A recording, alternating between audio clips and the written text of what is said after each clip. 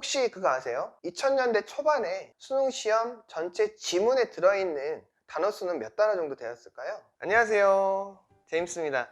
오늘은 우리 어머님들과 과연 수능과 영어책 읽기가 무슨 관련이 있을까를 한번 이야기를 해보려고 합니다. 주위에서 혹시 들어보셨을지 모르겠는데요, 수능하고 영어책 읽기가 관련이 있습니다.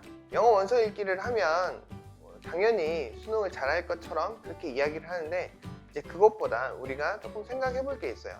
수능 영어를 1등급 맞기 위해서 필요한 전제 조건이 있습니다. 첫 번째 전제 조건은 뭐냐면 바로 분당 읽기 가능 단어 수 Word Count per Minute WCPM입니다. 우리가 수능 1등급을 맞기 위해서는 시간 안에 수능의 지문을 전부 다 읽어내는 게 중요하겠죠. 그러면 수능 시험을 잘 보기 위해서는 1분에 몇 단어 정도 읽어야 될까요? 최소 분당 140단어 이상의 읽기가 가능해야 됩니다. 그러면 이렇게 생각해 볼 수가 있죠. 수능을 볼 때, 지문을 읽을 때 140단어 정도의 속도를 읽어내려면 지금 제가 말하고 있는 이 정도의 스피드로 읽어낼 수가 있어야 됩니다. 그러면 해석할 시간이 있을까요? 부족하겠죠? 그러기 위해서는 우리가 영어를 영어로 생각하는 영어 사고력이 필요한 거고요. 그거를 영어책 읽기를 통해서 기를 수 있기 때문에 영어 원서 읽기가 수능 시험 보는데 도움이 됩니다. 이렇게 생각해 볼 수 있어요. 100m 달리기를 12초에 할 수 있는 사람이 100m를 16초, 20초에도 들어갈 수 있는 겁니다. 내가 최고 기록을 갱신하기 위해서는, 정말 빨리 달리기 위해서는 12초 동안 앞만 보고 숨도 안 쉬고 달려야 됩니다. 하지만 20초 안에 100m 달리기를 한다라고 하면 어떻게 될까요? 옆에 달리는 선수도 한번 보고 지금 몇 초 정도 됐는지 초시계도 한번 볼 수 있고, 이렇게 여유가 생기는 겁니다. 그러면 영어 원서 읽기를 한 아이들은 이렇게 빨리 읽는 게 가능한데요, 빨리 읽기뿐만이 아닙니다. 빨리 읽고 영어로 영어 있는 그대로 받아들이면서 글쓴이가 하고자 하는 바를 정확하게 찾아낼 수 있는 능력이 길러집니다. 그래서 우리가 영어 원서 읽기가 수능 시험 보는데 도움이 된다고 말을 할 수가 있는 것 같고요. 분당 읽기 가능 단어 수가 수능 시험 보는데 전제 조건이 될 수 있다는 것을 꼭 기억해 주시기 바랍니다. 그래서 우리 아이들이 영어 원서 읽기를 하면서 처음에 들으면서 영어책 읽기를 하고, 듣고 따라하면서 영어책 읽기를 하고, 그 다음에 듣는 기능이 없이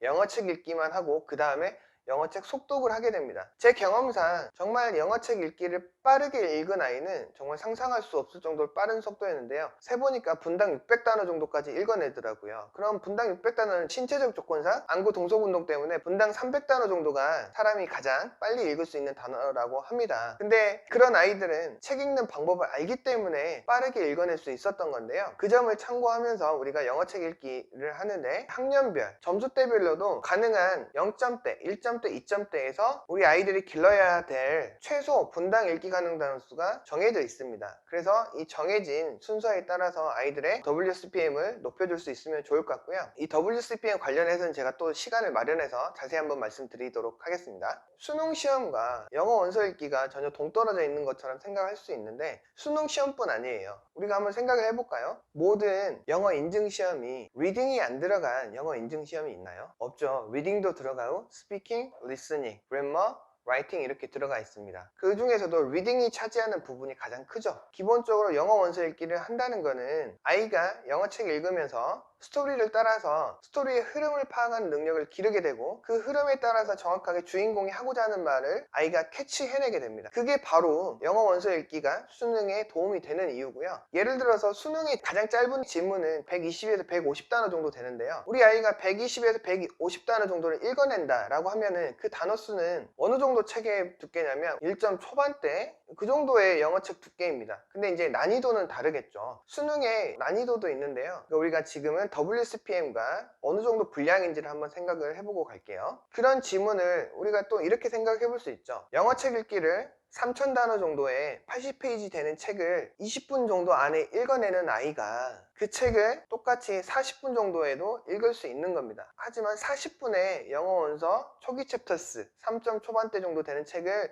40분 만에 읽는 아이는 20분 만에 읽을 수 없는 거죠. 그래서 이게 전체 워드 카운트에서 우리 아이가 얼마나 빨리 정확하게 읽어내는지가 중요하다는 겁니다. 3000단어 정도 되면 초기 챕터스 정도의 두께가 되는데요, 이때 그 수능 지문의 난이도와 비교를 해보면 되게 기본 문제 한 19번, 20번 정도의 난이도와 비슷해져 갑니다. 이 정도에서 우리 아이들이 영어책 읽기를 한다는 거는 레벨로 봐서도 초기 챕터 수와 비슷하고 지문의 단어 수는 한 권에 든 3,000단어보다 훨씬 더 안 된 순간이기 때문에 우리 아이가 그런 문제를 풀고 읽어내고 정확하게 사고하는 데까지 걸리는 시간은 1분이 안 걸립니다. 그렇기 때문에 WCPM과 전체 단어 수, 워드 카운트에 집중을 해서 생각을 해보면 정말 우리 아이가 영어 원서 읽기를 하면 워드 카운트와 WCPM 때문에 영어 원서 읽기가 수능 시험에 도움이 되는구나 라고 생각해 보실 수가 있을 것 같아요.